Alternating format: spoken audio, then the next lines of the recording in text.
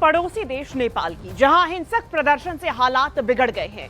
हालात को बिगड़ता देखकर नेपाल के प्रधानमंत्री केपी शर्मा ओली ने इस्तीफा दे दिया है और माना जा रहा है कि ओली सरकार में शामिल दूसरे मंत्री भी इस्तीफा दे सकते हैं। फिलहाल नेपाल में सेना ने मोर्चा संभाल लिया है। न्यूज 18 इंडिया को सूत्रों के हवाले से खबर मिली है कि नेपाल के पीएम को सेफ हाउस में रखा गया है। मंगलवार को प्रदर्शनकारियों ने संसद, पीएम, राष्ट्रपति के निजी आवास में आग लगा दी और सुरक्षा बलों से उनके हथियार तक छीन लिए। प्रदर्शनकारियों ने नेपाल के पूर्व 3 प्रधानमंत्रियों के घर पर भी हमला किया। ये जो तस्वीरें सामने आ रही हैं, ये नेपाल के हालात बयां कर रही हैं। नेपाल में सोशल मीडिया पर लगे बैन के बाद से ये जेन ज़ी प्रदर्शनकारियों ने पूरे नेपाल को अपने हाथ में ले लिया है। सुरक्षा व्यवस्था की बात की जाए, सरकार की बात की जाए, जेन ज़ी प्रदर्शनकारियों ने इस वक्त नेपाल में, काठमांडू में और अलग अलग जिलों में भी हालात को बिगाड़ दिया है। ये प्रदर्शन अब हिंसक हो चले हैं और पीएम के इस्तीफे के बाद भी नेपाल में इस वक्त प्रदर्शनकारियों ने अपना मोर्चा नहीं रोका है। सूत्रों के मुताबिक केपी शर्मा ओली को सेफ हाउस में रखा गया है, लेकिन वहीं दूसरी तरफ भीड़ ने नेपाल के 3 पूर्व प्रधानमंत्रियों के निजी आवासों पर हमला कर दिया है। इसमें से एक पूर्व प्रधानमंत्री की पत्नी की हत्या भी कर दी गई है। काठमांडू से ये तस्वीरें सामने आ रही है, जिंदा जलाकर उनकी हत्या कर दी गई है। वहीं दूसरी तरफ नेपाल में प्रधानमंत्री ने इस्तीफा दे दिया है, लेकिन सवाल अब है कि अब आगे क्या। तो नेपाल में सेना की तरफ से अब सरकार को अपने हाथ में ले लिया गया है। सेना ने मोर्चा संभाल लिया है, लेकिन उसके बावजूद भी प्रदर्शनकारी इस वक्त सड़कों पर है। यह पूरा मामला क्या है, अब तक क्या हुआ है, आपको बता दें।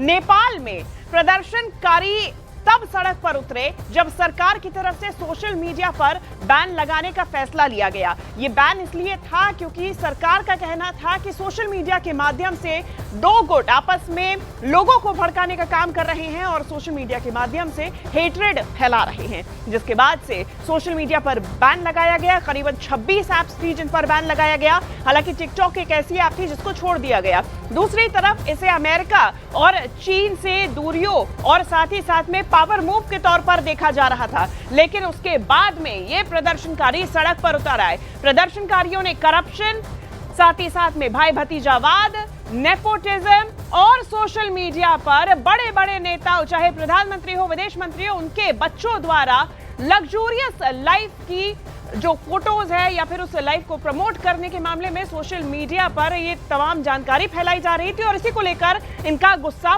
फूट पड़ा है। अब काठमांडू में हालात क्या हैं, आपको ये भी बता दें कहां कहां आगजनी हो रही है।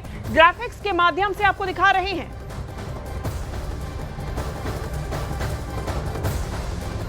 तो ये तस्वीरें लगातार बताती हैं कि नेपाल की हालत इस वक्त क्या हो चुकी है। लेकिन सवाल ये है कि क्या सिर्फ ये सोशल मीडिया के जो एप्स बैन किए गए सिर्फ इस वजह से बवाल हुआ, लेकिन इसके पीछे कई और कारण अब सामने आ गए हैं। अब आपको ग्राफिक्स के जरिए बताते हैं कि आखिर वहां पर ये जो जेन ज़ी जनरेशन है वो क्यों इस वक्त इतने ज्यादा गुस्से में है, और गुस्सा भी ऐसा कि सड़कों पर ये गुस्सा फूट पड़ा है। अलग अलग बड़े नेताओं के जो घर है उनको भी आग के हवाले किया जा रहा है। एक बड़ा मुद्दा वहां पर भ्रष्टाचार का है, जिसको लेकर पहले भी आवाज उठाई जा चुकी है। सोशल मीडिया बैन तो सामने आया ही, इसके अलावा ओली का चीन को समर्थन देना भी वहां के लोगों को नागवार गुजरा।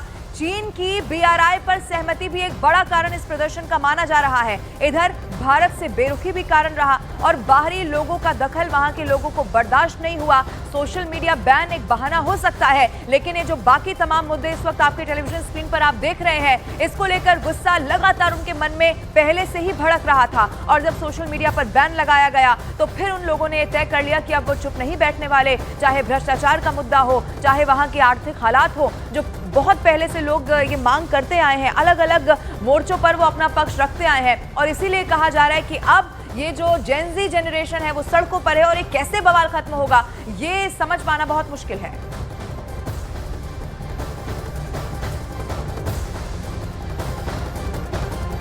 और हमारे सहयोगी अमित सिंह इस वक्त हमारे साथ लगातार यहां पर जुड़े हुए हैं। अमित, जानना चाहेंगे क्या हालात अभी वहां पर, क्या तस्वीरें, हालांकि बैन हटा दिया गया उसके बाद भी अब और मुद्दों को लेकर जेन ज़ी आगे आ गए हैं। जी हाँ बिल्कुल, देखिए कल रात बीती रात 10:30 बजे से जो नेपाल मिलिट्री फोर्सेस है, आर्मी के जवान, उन्होंने अपने हाथों में वह पूरा शासन ले लिया है। लगातार पेट्रोलिंग कर रहे हैं नेपाल के तमाम इलाकों में जहां पर आगजनी हुई है। और उसके बाद नेपाल आर्मी ने नेपाल के स्थानीय लोगों से ये निवेदन किया है कि वो अपने घरों से बाहर ना निकले। और कई जगहों पे वो लाइट कटी हुई थी, पूरी रात नेपाल में लाइट नहीं आई है। मैं सब सीधी तस्वीरें आपको नेपाल का दिखाता हूँ। देखिए यहाँ पर नेपाल में देखिए हालात किस तरीके से यहाँ पर बना हुआ है।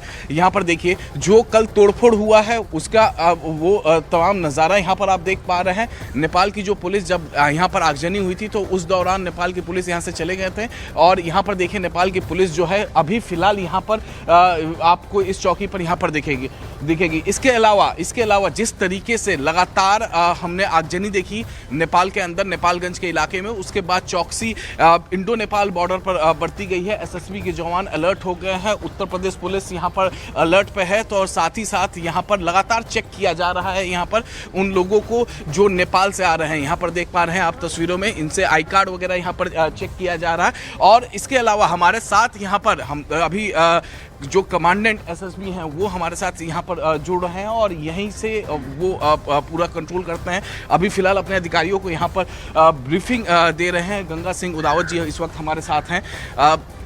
कल जब आगजनी हुई दूसरी तरफ नेपाल की तरफ, तब हमने इंडो नेपाल बॉर्डर, ये रुपैया बॉर्डर, इसको बंद कर दिया था। आज हालात किस तरीके से रहेंगे? कल थोड़ा टाइम के लिए हमने रिस्ट्रिक्ट जरूर किया था, लेकिन मैं ये कहूँ बंद नहीं किया था। रिस्ट्रिक्ट इसलिए करना पड़ गया क्योंकि नेपाल साइड में आप देख रहे थे हल्का हल्का धुआं अभी भी उड़ रहा है। तो जो आगजनी की थी प्रोटेस्टर ने, उसमें जाके कई जो इनोसेंट नागरिक हैं, चाहे वो नेपाल को जा रहे हैं, वो अपने घर में ही जा रहे हों, लेकिन ऐसा ना हो कि कहीं वो गलत सिचुएशन में फंस जाए। इस वजह से हमने ज़रूर रोका था कुछ टाइम के लिए, लेकिन जैसे ही थोड़े टाइम के बाद में करीब 3-4 घंटे लगे थे, लेकिन शाम को 8-9 बजे के बाद में सिचुएशन थोड़ी कंट्रोल हुई। और फिर हमने जो नेपाल को जाने वाले थे, नागरिक थे, सबको हमने जाने दिया ताकि वो अपने घर में जा सके। चूँकि नेपाल साइड में न तो पुलिस थी न एपीएफ थी, ग्राउंड में नहीं। आज तो कल रात 10:30 बजे से नेपाल में आर्मी ने टेक ओवर किया है। लगातार आर्मी वहाँ पर मार्च कर रही है। कई इलाकों में लाइट भी नहीं थी, तो आज हालात सामान्य रहने की उम्मीद है। हाँ बिल्कुल, अभी देख पा रहे हैं कि नेपाल में एपीएफ भी डिप्लॉय हो गई है और सिचुएशन भी नॉर्मल हाल फिलहाल लग रही है कि ऐसा कोई मिस हैपनिंग होने की संभावनाएं कम लग रही है। लेकिन भविष्य बताएगा क्या सिचुएशन डेवलप होती है।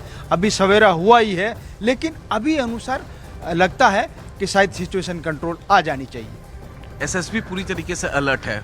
बॉर्डर पर कुछ भी होगा, यहाँ एसएसबी अलर्ट है। बिल्कुल, मैं आपको पूरा विश्वास दिलाता हूं कि एसएसबी 100% अलर्ट थी, अभी है, राउंड द क्लॉक अलर्ट है।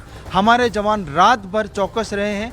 मेरी फुट पेट्रोलिंग चल रही थी, मेरी व्हीकल पेट्रोलिंग चल रही थी, मेरे नाका लगे हुए थे जो रूटीन नाका। इसके अलावा हमने एक्स्ट्रा नाका भी लगा दिए थे ताकि कोई अनवांटेड आदमी नेपाल से कोई गलत फायदा उठा के ना आने पाए।